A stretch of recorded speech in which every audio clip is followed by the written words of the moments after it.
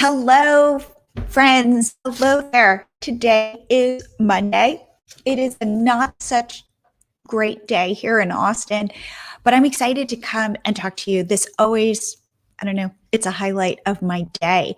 I wanted to talk about my most recent podcast episode, and I don't know if you got a chance to listen to it, so I'm going to put it here in a comment so that in case you haven't listened to it, you can now do that. And it's all about Clubhouse. Hello, welcome, guys. So it's all about Clubhouse. And I got onto Clubhouse, I think it was like January 1st, something like that. I can see in the app. And I started listening and I got kind of obsessed with it because it was very much like listening to podcasts, only in real time. And as you know, I don't know if you know this, but the reason I started my own podcast is because I love podcasts. And I felt like it's a medium I understand. It's been the YouTube channels. I don't spend as much time on YouTube, but I always have a podcast on in my ears. And so when I started to get onto Clubhouse, I was like, whoa, this feels a lot like podcasting. And there's something very intimate about listening to people talk. I always say this, like I'm always listening to podcasts with my earbuds. And there's something intimate about inviting people into your ears. And I always feel so honored when people say they listen to the Blogger Genius, because it's like, wow, they've let me in to their heads and to kind of that closeness. And so I feel that way about Clubhouse. And I don't feel that way about Instagram or YouTube or Facebook. I would say the second closest would be a Facebook Live, because it's somebody showing up real and it's not filtered. It's just spontaneous. And there's something like that to Clubhouse. So if you are on Clubhouse, let me know. And also put your username in. In fact, I'm going to put mine in here so that you can follow me on Clubhouse. Let's see if this will work. Okay. I'm Jillian Leslie. Super easy. What I thought was really cool about Clubhouse at the beginning is you get that same level of intimacy hearing people talk, and it's live. And once it's over, it's over. And that was really weird. I've had to wean myself off of it and not listen as much. I do get the notifications and I do keep the notifications on. And so I see what people are talking about, and then I'll jump in if I like it. But in the beginning, I was spending a lot of time on the platform. And I'm curious to know, if you're on it, how you feel about it as well. So I interviewed a woman named Lisa Monks, who I found, of course, on Clubhouse, and reached out to her via Instagram. And we had this really lovely conversation that you can listen to in the podcast. And I was curious because I wanted to know how people were monetizing Clubhouse. So here's what I wanted to share today. Yes, people are definitely monetizing Clubhouse, and there are two ways that I see it. One is actually monetizing the platform. People are building apps. There are moderators in rooms. It's kind of like an MC, somebody who is helping to facilitate the conversation, because, it can get a little unwieldy, and you have to remember, for people who don't know, there's a stage of people at the top, and it's not video. So it's just, you see an icon. Let's see if I can show you what it looks like. You see people's let's see if I'll go into a room here. Oops. Let's see. Okay, I'm going to go into a random room, digital marketing secrets. And you can hear the conversation going on, and all you see are these little thumbnails. And if you click on one, let's see if I can do it backwards, it comes up with somebody's bio, and you can read about somebody's bio. But notice there's no video. So it's really, you're just in the room and you're looking at people's bios and you're clicking on people's bios and you're figuring out if they seem interesting and whether you should follow them or whether you should reach out to them. And it's interesting again, because you're not really getting to see people, but you are getting to hear them. And one thing that Lisa and I talked about was how intimate that feels. It really does. You don't even need to see people, and you can kind of pick up, like, do I like this person? Do I trust them? Do I think they're smart and knowledgeable? Would this be somebody that I connect with, or that, I would like as part of my tribe? I think that's really different. If there's one thing I would say about Clubhouse, it's that it feels very different. And I recommend you join just so you can see what you think. So the way it works is you've got these little thumbnails, you've got your bio attached to it. You want to take your bio really seriously because it's like your calling card. It's kind of like your LinkedIn profile. It's only connected to Instagram and Twitter. And the only way you can connect with people, you can't connect with them on the platform. It's only through Instagram or Twitter that you can reach out and DM. And what's, I think, fascinating is it's, for me, tying people much more closely to Instagram. And that's another way that people are building their businesses, is it's growing their Instagram followers just by showing up in rooms and having people will be checking you out. And if they like what they see, they may follow you. Therefore, having your Instagram bio, it's made me go back and look at my Instagram bio for Milo Tree and go, how do I think this looks? Whereas before, to be honest with you, I wasn't that focused on it.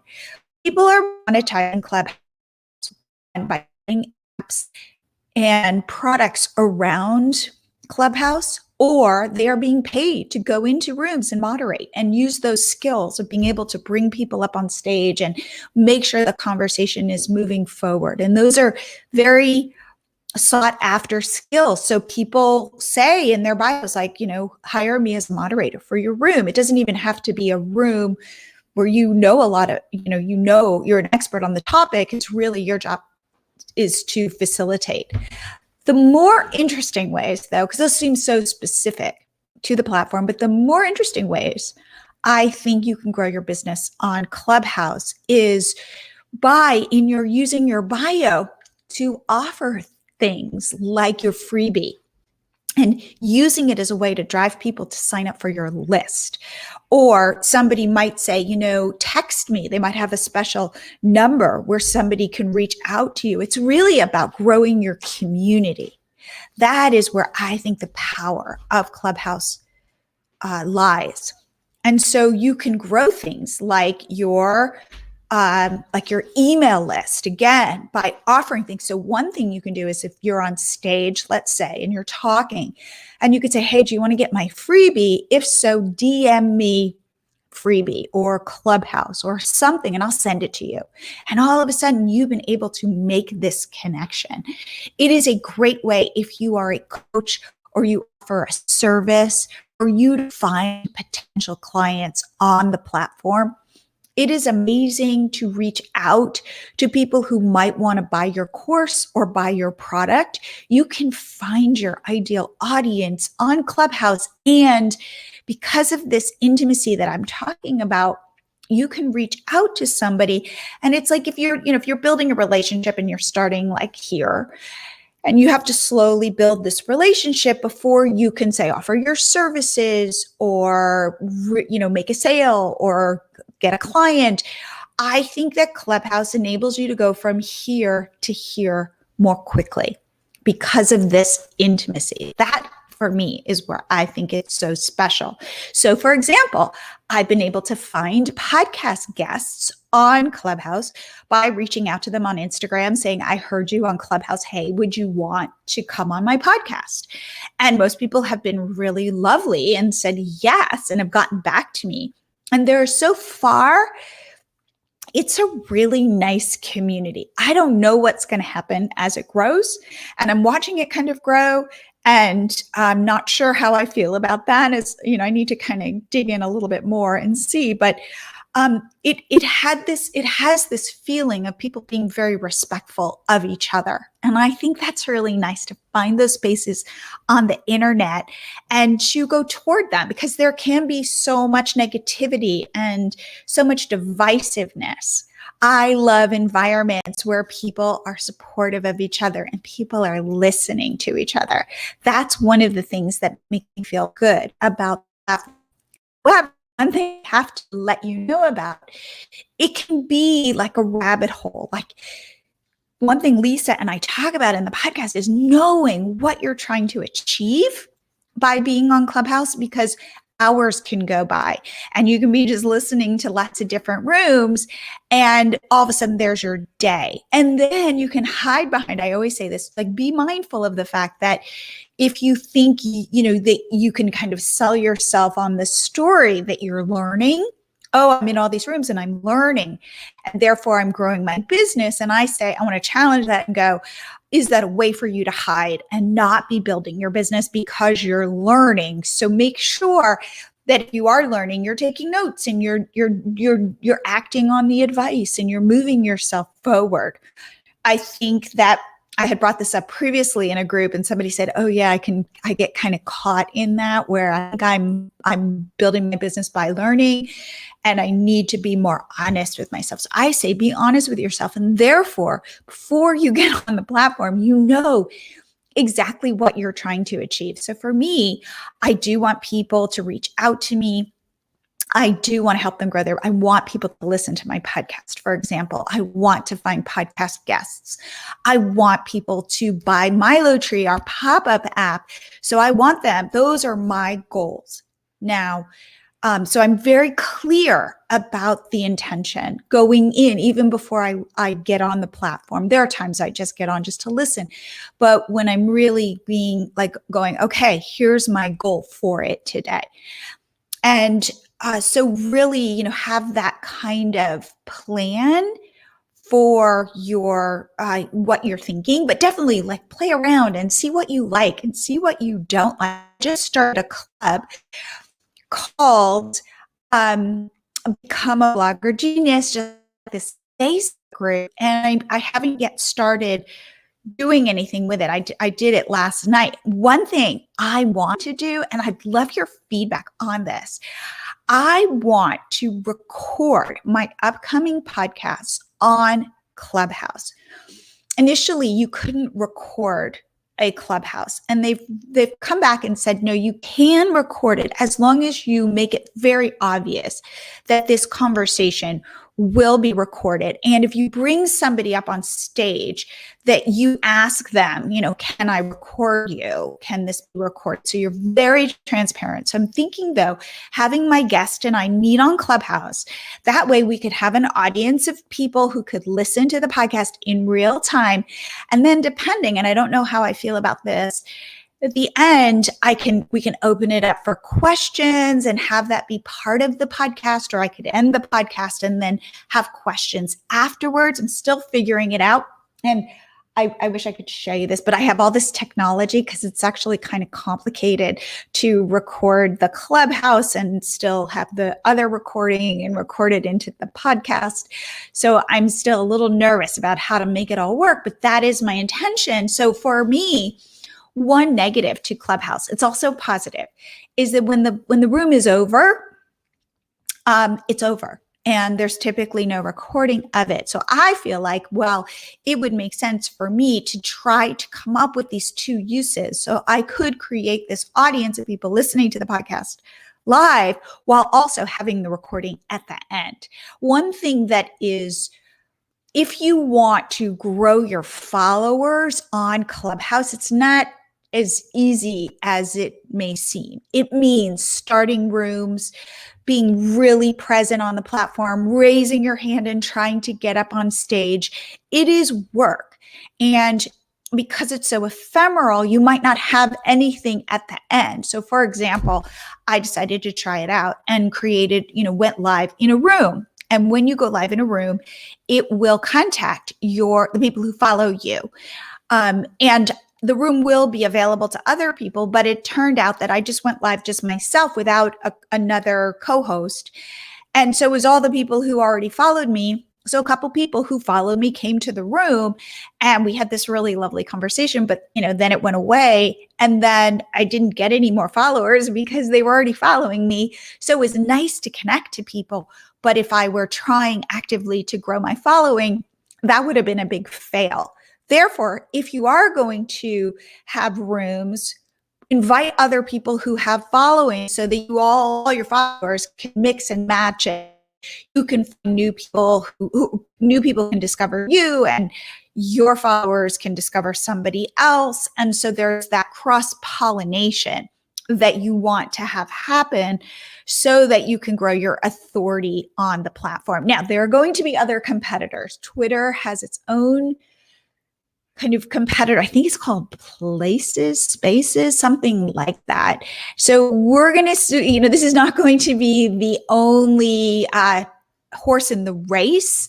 I am expecting other platforms to come into this space of kind of live audio. It'll be really interesting to see how this plays out, but I think it feels really fresh and new and compelling. Like lots of people, if you hear them talk about it, will say, "Ooh, it's kind of addictive." And it is. It feels different. And that was very exciting for me to discover in January, this whole new platform. And especially, I think it's the perfect time for this to come out. We're all at home, and to hear other people's voices, to get that level of intimacy, I think that, I don't know, it feels good. It feels in a time where we are isolated and potentially lonely. God, to have all these voices whispering in your, talking into your ears feels really nice. So check it out. I've given out all of my invitations. You get invitations every so often randomly. I think the more active you are on the platform, the more invitations you get. So if you want an invitation, reach out to me, but I might not have one, but then I might say, reach out to me in a couple of weeks, because hopefully I will have more. I want to share the invitation. Anybody who wants to get onto the platform right now, it's only available to people who have iPhones or who have iPads and are using iOS. It's not open for Android. And I've heard, though, that they're working on it. So eventually it will open to everybody. And it'll be really interesting to see how they grow this platform. It feels very intimate and small. I think it now has, maybe 10, 20 million people on the platform, but it doesn't have billions, like Facebook or Instagram. Like I know that, for example, Pinterest just, has grown tremendously over the pandemic, and it has probably, just as for relative scale, something like 450 million people per month on the platform. But I think Instagram has like 3 billion people on the platform. And I think that Clubhouse now probably has somewhere around like 10 to 15 million people on the platform. So that just gives you a sense of scale. If you like Clubhouse, let me know in a comment. If you don't like Clubhouse, let me know in a comment, just because I'm curious. I haven't been able to really take the pulse of this group. I don't know if it's that people aren't on it, but I've been kind of putting out feelers saying, what do you think about it? And I'm not really able to know how people are responding. So that is my thing. So let me make sure. So it's great, again, for connections, and it works so far right now. It really does work. Like if there's somebody you hear speaking, reach out to them on Instagram or Twitter and be like, hey, I really liked that. But also, again, have some intention. What do you want for reaching out to this person? Do you want to build a relationship? Could this be a client? Do you want to work together? Think about that rather than just like, hey, heard you on Clubhouse, you were awesome. Think about the intention. So that's it. I really want you to think about how to use it, because you can monetize it and it's still new. So people are figuring it out. Okay. If you want an invitation, reach out to me, but I don't have any right this minute, but hopefully I will be getting more, and I'd love to share it. Also, will you guys share this group with your blogging and online entrepreneur friends? I'm really trying to grow this community. I hang in here all the time. I don't know if you know, but like if you put a comment up, I will respond right away. And I really feel this tremendous connection to the people in this group. So if you have other people who you think would benefit from it, like there's nothing better for me than to, on a Saturday night, go, let's have a dance party and all add GIFs of our favorite dance moves. It just brings a little bit of levity and lightness to my life. Like going live and talking to you and hearing you guys responding and understanding what you are struggling with, what's going well for you. That is really makes me so happy. Okay, Wednesday, I'm going live with a podcast all about jump rope, which is a whole new platform for learning anything. I don't know if you're familiar with it. It's interesting. There goes my light. I interviewed the CEO. Oh, got it back. The CEO of Jump Rope. So that will be coming live on Wednesday. What else is coming up? I've got some, my light just went. I've got some other really good podcast episodes coming up that I'm excited about. Doing some SEO podcasts, how to sell stuff. Like I think that I've got this great roster of interviews that I'm excited to share with you. If you have questions I know what I want to talk about, TikTok. I'm weirdly liking TikTok right now. I've been making TikToks. You can find me at my tree app. Here, I'm going to put this. Follow me on TikTok at there we go. And in fact, I'm going to watch this. I'm doing this all on the fly. There we go. Follow me on TikTok I am really liking it. I am liking it more than Instagram Reels because there's something more playful, I think, about TikTok. And it's actually fun to make them. I don't know if you're experiencing the same thing. In fact, I want to do another podcast episode about TikTok. If there's somebody you think I should reach out to come on the show who you think is really doing a wonderful job, please let me know.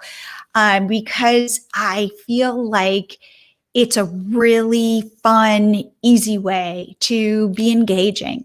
And that's something that I will be talking about probably this week, that I believe it is our job now to stand in front of our own brands, in front of our own blogs, and kind of welcome people in so that they get to know us and get to know our personalities, that we're not just a food blogger.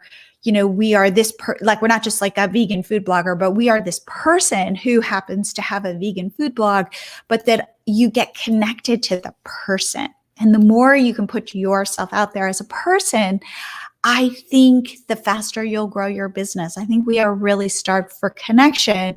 Going back to my discussion about Clubhouse, I think there's something that we're all in need of. And if we can feed that to each other, I think it's part of our humanity. Those are the things I wanted to share. So please follow me on TikTok and see what I'm doing. I'm making a TikTok a day and I'm just having a lot of fun with it. And if you are on TikTok, please leave a comment right there. And we'll follow each other. I would love it. All right. Have a wonderful rest of your Monday. And I will be stopping in here again this week. All right. Take care. Bye-bye.